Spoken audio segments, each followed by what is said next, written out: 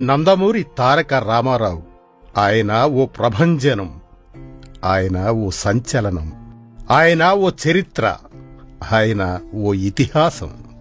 Vijayawada SRR కాలేజీలో చదువుతున్న రోజులవి. అప్పటికే నాటకరంగంలో పలు పాత్రలు పోషిస్తున్న రామారావు గారు ఓ స్త్రీ పాత్ర పోషించవలసి వచ్చింది. అది నాయకురాలు నాగమ్మ పాత్ర. ఆ పాత్ర పోషించడానికి రామారావు గారు అభ్యంతరం చెప్పలేదు. కాని మీసాలతోనే నాగమ్మ పాత్ర పోషిస్తాను అన్నారు ఎన్టీఆర్. ఆయన నట సామర్థ్యం తెలిసిన నిర్వాహకులకి ఒప్పుకోక తప్పలేదు.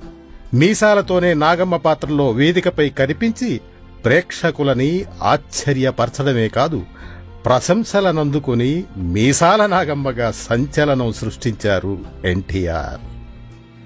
ఆ తర్వాత గుంటూరు ఏసీ కాలేజీలో డిగ్రీ చదువుతూ నేషనల్ ఆర్ట్ థియేటర్ పేరుతో నాటక సంస్థను స్థాపించారు ఎన్టీఆర్. ఆ బ్యానర్లో నాటి నటులు ముక్కామల, కొంగర జగ్గయ్య, నాగభూషణం వంటి నటులు ఎన్టీఆర్ గారితో కలిసి పలు నాటకాలు ప్రదర్శించారు. సినీ రంగానికి వచ్చాక అదే బ్యానర్లో కొన్ని సినిమాలను నిర్మించారు ఎన్టీఆర్. సినీ రంగంలో కొన్ని పరిచయాలు, ఎన్నో ప్రయత్నాల అనంతరం గుర్తింపు రావడం సహజం. కానీ ఎన్టీఆర్ గారినే వెతుక్కుంటూ వచ్చింది సినిమా అవకాశం. దర్శక నిర్మాత ఎల్వి ప్రసాద్ గారి దగ్గర ఉన్న ఎన్టీఆర్ గారి ఫోటో చూసిన బిఏ సుబ్బారావు గారు ఎన్టీఆర్ గారిని మద్రాసు పిలిపించి పల్లెటూరి పిల్ల చిత్రంలో కథానాయక పాత్రకు ఎంపిక చేసుకున్నారు. కాని కాలానికి ఒక వ్యక్తి భవిష్యత్తు ఏంటన్నది తెలిసేమో, పల్లెటూరి పిల్ల కంటే ముందుగా మన దేశం చిత్రం విడుదలై ఎన్టీఆర్ గారికి మంచి గుర్తింపు తెచ్చిపెట్టింది. అది మొదలు ఎన్టీఆర్ గారి చలనచిత్ర పరంపర శరవేగాన్ని పుంజుకుంది. అలనాటి సంచలనం నేటికి మరపురాని చిత్రం పాతాళ భైరవి నుండి వరుసగా వచ్చిన చిత్రాలు మల్లీశ్వరి, పెళ్లి చేసి చూడు, చంద్రహారం. ఈ 4 చిత్రాలు నిర్మించింది విజయ ప్రొడక్షన్స్ సంస్థే. ఎన్టీఆర్ గారి రాకతో కొత్త కథలు, కొత్త చిత్రాలు వెలికివచ్చి తెలుగు చలన చిత్ర రంగం వేగం పుంజుకుందన్నమాట.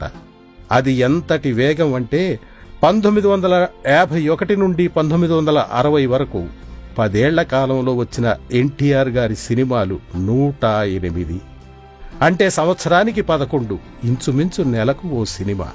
మిస్సమ్మ, గుండమ్మ కథ, కన్యాశుల్కం, మాయాబజార్, తెనాలి రామకృష్ణ, ఇలాంటి ఎన్నో చిత్రాలు.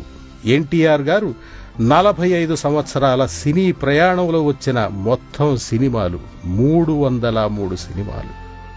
రాసి సరే, మరి వాసిలో అందగాడు ఆయనే, కురూపి ఆయనే, పల్లెవాసి ఆయనే, పెద్ద జమీందారు ఆయనే, విప్లవకారుడు, లాయరు, జస్టిసు, లారీ డ్రైవరు, బండరాముడు, దొంగరాముడు అన్నీ ఆయనే. అంతేనా, శ్రీనాథుడు, వీరబ్రహ్మేంద్ర స్వామి, చంద్రగుప్త మౌర్య అన్నీ ఆయనే. వీటన్నిటికి మించి రాముడు, కృష్ణుడు, కర్ణుడు, దుర్యోధనుడు, రావణుడు, శివుడు, విష్ణుమూర్తి, తిరుమలేశుడు, శ్రీ శ్రీనివాసుడు, బృహన్నల సకాలం ఆయనే. అలనాడు దేవుడెలా ఉంటాడు అని పిల్లలు అడిగితే ఇలా ఉంటాడు అని ఎన్టీఆర్ గారి పాత్రల్ని చూపిస్తే సరిపోయేంతలా ఇమిడిపోయారు మన ఎన్టీఆర్. ఆయన చిత్రాలకు పనిచేసిన కెమెరామెన్స్ అనేవారు ఏ యాంగిల్లో చూసినా ఆయన ఫేస్ చాలా పర్ఫెక్ట్ గా ఉంటుంది అని. బహుశా ఆ దేవుడు, ఆ సృష్టికర్త తమ దేవతారూపాలను మనుషులకు పరిచయం చేయమని అభ్యర్థిస్తూ ఎన్టీఆర్ గారిని ఈ లోకానికి పంపారేమో. అవును కదూ.